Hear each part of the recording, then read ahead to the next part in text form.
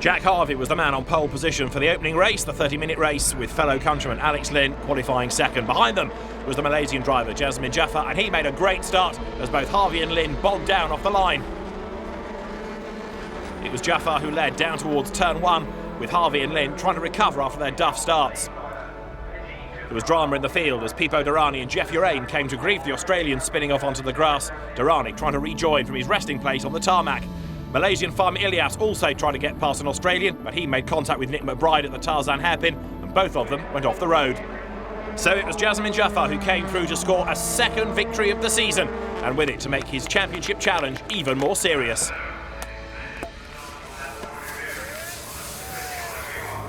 It's time for race 2 here at Rockingham for British Formula 3. It's actually round 10, which happens to be a reverse grid, which means Nick McBride is on pole position. It's actually his first pole for British Formula 3, so it'll be really interesting to see how he starts this one.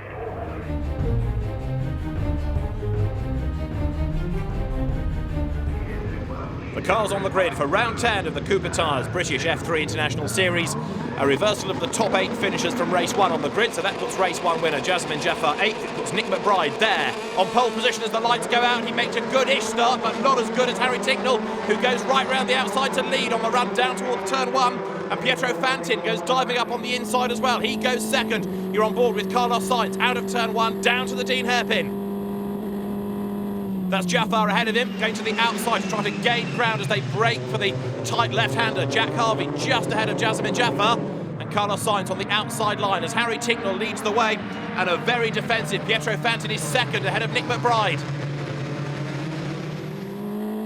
Back on board with Sainz, into Chapman Curve, through the right-hander. Turn left, turn right, turn left again, and then onto Steel Straight, down towards Gracelands.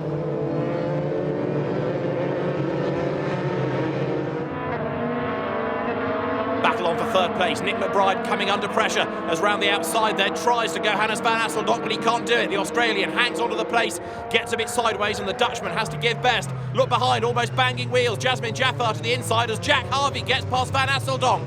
Really bold move that up the inside, going into the Tarzan hairpin. Jack Harvey comes out ahead. The Dutchman tries to go with him. He goes one side and then the other. Van Asseldonk on the outside as they head now down towards Brook. Jack Harvey fends him off. And there's Carlos Sainz nipping up the inside to get past Fahmi Ilyas. The Malaysian driver slots in behind the Spaniard. Through turn 4, back onto the banking, over the timing line. You're on board with Sainz. Quick look in his mirror to see where the opposition is, because this is a part of the circuit where you can give your rival a tow and help them along. He doesn't want to be vulnerable at the next hairpin. The fight for 4th place, Jack Harvey nearest us in the Racing Steps Foundation livery, and right with him, Hannes van Asseldonk. The Dutchman wants that place back. Alex Lynn in number 36, you saw, trying to recover after his bad first race, after his bad start, now needing to gain ground. There, Jasmin Jaffar, race 1 winner. You're on board with him now as he turns through Chapman Curve. And that's Carlos Sainz being assaulted. Fahmi Ilyas goes to the inside line and he tags Sainz and turns him around. Carlos Sainz will rejoin once he's dug himself off the weeds. But for the moment, Carlos is tumbling further and further down the order. It is not a good weekend for the Spanish driver thus far. Here's a replay. Ilyas goes to the inside. The gap's just about there, but he hits the curb. That unsettles him. He slides towards Sainz, gives him a big whack. Strong cars, Dolores, but it might be that Carlos Sainz's car is not 100% after that whack, which gave him a 360-degree spin. Very grubby tyres as well, that Sainz will need to clean.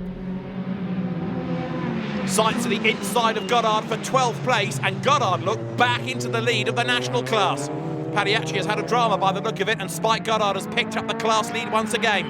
Carlos Sainz then works his way through. He goes 12th in his recovery drive. The Spaniard now trying to catch up to international class drivers, in other words, those that he's racing against for points in the championship. Padiacci in the background there, he's recovered after whatever drama it was that befell him, but Spike Goddard is once again in the lead of the national class. Let's catch up with who did what. Padiacci arrives at the Tarzan hairpin, turns in, gets the power down a bit too soon, and the rear just breaks away. It slides out wide, he hooks first gear, carries on in the race, but that gives the class lead to Dervish and Padiacci. McBride is on the back foot again. This for 5th place, and now it's Hannes van Asseldonk right up behind him. Behind the Dutchman is Jasmine Jaffa. The gaps are coming down. McBride is on borrowed time here for 5th place. Van Asseldonk right up behind him. Look, he's close as they come across the line. And as he gets into the slipstream now and the tow drags him along, look at that gap disappear. It shrinks, and now to the inside goes Van Asseldonk, and McBride powerless to stop him. He can't even dodge across in time and try and close the door. Van Asseldonk picks up 5th place going into the hairpin. Has the makings of a long afternoon for Nick McBride if they're going to come strolling past him like that out of turn 1 towards Dean. So he's lost another place as now Padiachi fights back on the inside of Goddard for the national class lead. Padiachi goes through. The two of them trading the class lead right the way through the race. Can Padiachi hang on in there and score the class win? The race leaders are on their last lap, and Harry Tinknell, a race winner last year, looks as though he's going to open his 2012 account. It's the first win of the year. It may be the first of many for him. That's what he hopes as Harry Tinknell now lines the car up. He's had 1 3rd place this year. That's the only other podium visit. But Harry Tinknell wins at Rockingham. A delighted team cheers him home. Harry Tinknell victorious, and Darshan Padiachi is on target for a national class win. He's fended off Spike Goddard. The Australian comes through to win his class, but Harry Tinknell wins outright.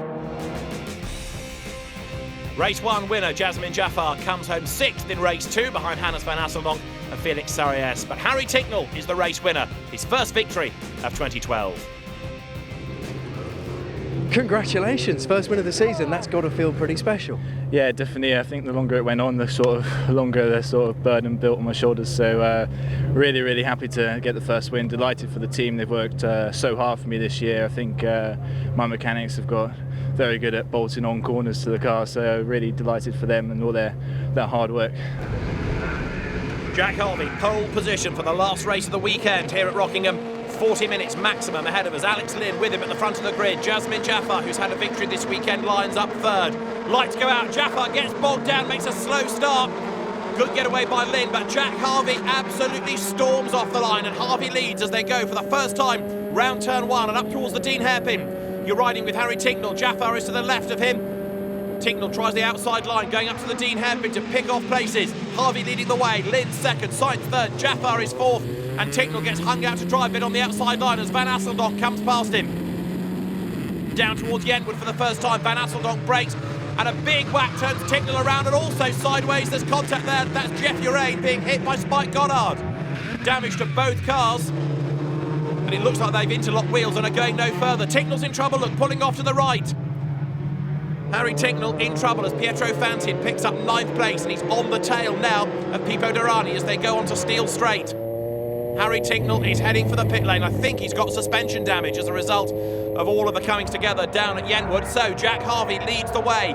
2nd there, Alex Lynn. 3rd is Carlos Sainz. 4th is Jasmine Jaffa. And 5th is this man, Hannes van Asseldonk. And it's a to and fro job to try and free the cars. Jeff Urain hit by Spike Goddard. Then the two cars get themselves together, and the safety car is deployed to try and untangle the mess. That means that all the gaps are going to close up. It means that Marshall has got something for eBay. Look later in the night, and this is what happened. On board with Spike Goddard, turns his way into the Dean hairpin. It's a really crowded house ahead of him as he goes into the left-hander. That's Jeff Urain, fellow countryman, just up the road ahead of him. And now as they go down towards Yentwood, further up the road, Harry Tinknell gets turned sideways, but Goddard just seems to miss his braking point. Thunder into the back as Urain turns in sideways, and then with nowhere to go, hits him again. Harry Tinknell is out of the race, and it's a damaged wishbone on the front left corner of the car. It's the day done. The race over for Harry Tinknell. We're about to go back racing. Safety car heads for the pit lane. Jack Harvey, the race leader, accelerates away now as he picks up the pace coming out of the Brook sequence of corners through turn 4, and now sprints away over the timing line. Straight away, look, he's built that gap over Alex Lynn. In 3rd place is Carlos Sainz as they go down through turn 1. Jasmine Jaffa is 4th. Alex Lynn then heading this group of cars too far back to challenge. He really has lost out on the restart, and the slipstream doesn't help him either. He's too far back to benefit from that. Sainz closing up under braking for 4th place. Jaffa versus Van Asseldonk. Jasmine Jaffa keeps the place, or does he? Because he runs wide up on the curb. This for 4th. Van Asseldonk to the inside and gets a face full of JJ. Jasmine Jaffa keeps him at bay. Tucked up behind them, there is the Puerto Rican driver, Felix Sarayes, as they go now through Chapman Curve. And Jasmine Jaffa getting into his stride and just edging clear as they head through that next sequence of corners. in a moment. That slow left that loops them round and then onto Steel Straight. There is Fahmi Ilyas, the surviving double R car in the race. From the international class at least, because it's for that team for whom Pariachi drives, and he is of course leading the national class. On board now with Pietro Fantin out of Gracelands down towards Tarzan Hairpin. Lynn versus Sainz, that gap is possibly a little bit reduced now. Carlos Sainz looking to try to make a move for second place against the Brit. This is Alex Lynn's best showing of the season so far. He's not going to give up second place without a fight, that's for certain. There's Jasmin Jaffar fourth, Van Asseldonk behind him is fifth. Hannes Van Asseldonk turns his way now up from Brook to turn 4. He's not close enough, I don't think, to attack Jaffar then as they come over the line. Drivers need a good exit from turn 4 and get into the slipstream, and Fahmi Ilyas there in danger of helping along the Brazilian driver Pipo Derani, because he should be in the wheel tracks, he should be in the slipstream now. The gap's coming down and down and down and down, and Derani nips up the inside line and picks up the place going into the braking area. Good move that. Pipo Derani makes it stick then. Fahmi Ilyas tries to come back at him, but you see the way that the toe works there. Really graphic illustration of how the slipstream of the car ahead helps you to gain ground, gain extra speed.